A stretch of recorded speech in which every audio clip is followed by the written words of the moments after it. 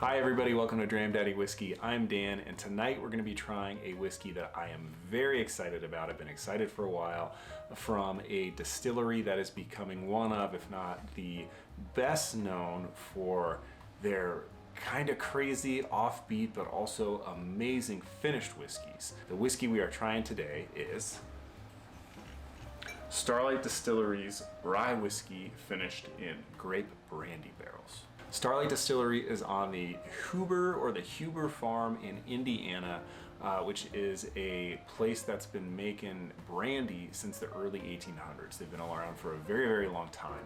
And since then, they have transitioned into also making, I believe, wine, but also distilled spirits, including rye and bourbon whiskey. I was really excited to try this one in particular because of the grape brandy finish. Huber and Starlight, they've been making brandy, like they say, since the 1800s. Brandy is what they've done for a really, really long time. To be able to have one of their bourbons finished in one of their brandies, which they've been doing, which they've been perfecting so long, finishing it in one of those barrels just seemed like a really cool opportunity because of the history with them, but also having a rye whiskey finished in grape brandy in general just seems like a really cool melt. Really excited to try that. So let's pop this one open, smell it, taste it, see what we think.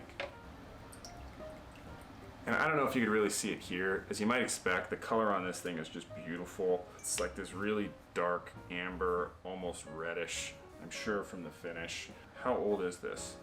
So it says our small batch signature rye blend ages in new charred American oak for a minimum of 4 years. This carefully crafted blend is then transferred into an estate-grown grape brandy barrel for 3 to 8 months. But one thing that's really cool about these folks too is that it's actually on a farm. So a lot of, if not all of, the grains that end up going into the mash and becoming the whiskey that you're drinking are actually grown on site. They are a grain to glass facility, which is really, really cool, especially when you include the barrels that they're finishing the whiskey in as part of what they've made themselves. I just think that's super cool. It was something that drew me to this. And the proof on this one is 113.6. There is an age statement of 4.5 years. Let's see what we've got on the nose. Well, hit with some kind of funky sourness right from the get-go. It's odd. Spice on there, more like baking spice, like a clove almost. It's kind of weird with a sour note on there too. Not super tart, but like almost like turned. That sounds bad, but it's good. It works. And there's some kind of umami there too, like something really savory that I can't quite put my finger on. Almost like there's a saltiness to it, which is really, really odd. But there's oak that's coming through now too. And maybe that's what that funk was from. There we go. And yeah, spice and oak. And that brandy's coming through a little bit more too. Okay, so this is coming together a little bit more now on the nose as I spin it a little and give it a smell. Oh yeah, this is baking spices on oak with this richness that's hinting at the brandy. I don't know that I would point to grape if I didn't already know this or know that it was a grape finish, but there is a sweetness there that's coming through more too, that's rounding out that oak, keeping it from being too tannic or too astringent on the nose. Really complex. Yeah, so much going on, so much changing, picking up different notes almost every time I smell it, or at least different aspects to them. It's an incredible nose. I love it. See if the palate measures up.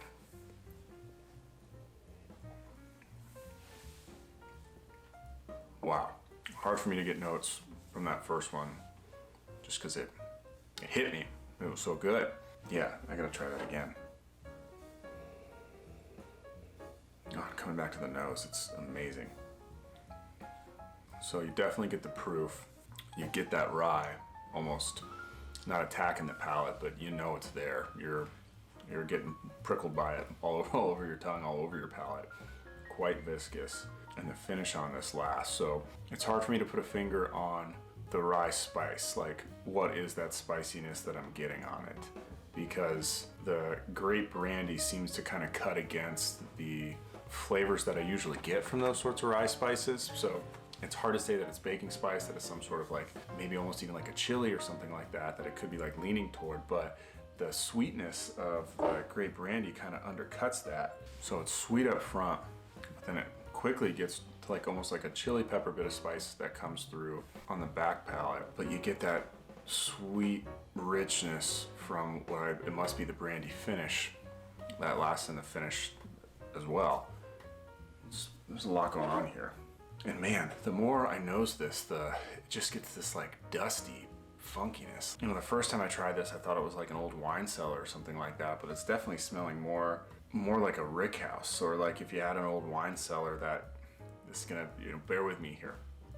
If you had a wine cellar that you emptied all the wine out of and you just baked those barrels with some clove and cayenne pepper or something like that sprinkled on the barrels, that's kind of what I'm getting on the nose. And more of that cayenne pepper kind of comes through on the palate and the finish. But you get this like sweet and a little bit of sour funkiness on the front palate and the mid palate that it has to come from the grape brandy. And it's different than anything I've ever tasted, and it's really, really good. This is like, it's like a tornado of sweet and savory and spicy, and you get some oak on it. This is not like your MGP piney or minty sort of rye at all. This is maybe some baking spice, maybe some pepper, but I'd say I get more of almost like a cayenne on it. It's really good. The first time I had this, I got a little bit more of the oak on it. I don't know if that would come back in a subsequent tasting. I did really like it, but I think that's presenting now for me more in that funkiness that I'm getting that's kind of mixed with the grape brandy notes. That must be the combination of the oak and the grape brandy that's giving me that weird, not dank, but that like baked wood kind of note, that baked wine cellar note that I was talking about earlier. So what do I score a whiskey like this? I think it's absolutely fantastic, amazing. 9.3, it's amazing.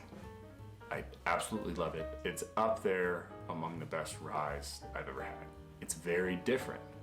This isn't gonna be your classic Kentucky rye, your classic MGP rye, just perfected, but the way all these different things combine to make a complex, changing, interesting, delicious experience that really makes you think as well it's just amazing. And the fact that you can get all that from a single barrel, without blending, that's crazy to me. I mean, I guess there's the finishing, but still, that's nuts that you can do that from one barrel of whiskey. It's hard for me to give this a score or an overall grade based on everything, the whiskey in the bottle, the allocation, how difficult it is to find, the price, all of that. What was this? Somewhere between 50 and 80. If you see a Starlight Distillery rye whiskey release with a finish in grape brandy barrels, and honestly, I would go for one of the bourbons finished in it too.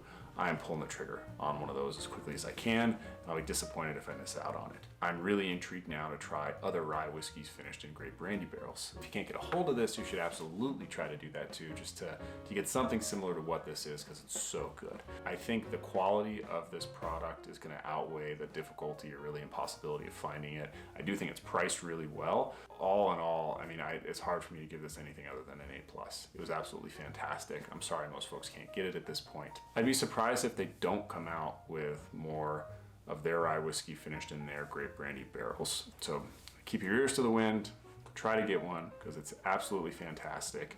I hope you're able to get a bottle. If you have thoughts on Starlight, if you've had other brands that have had their rye whiskey finished in grape brandy barrels, leave a comment, let us know. Let us know if it was good, if it was bad. Maybe this is a one-off, or maybe that is the thing we should all be going after, rye whiskeys finished in grape brandy barrels. Like, comment, subscribe, helps me out a ton. And until next time, cheers.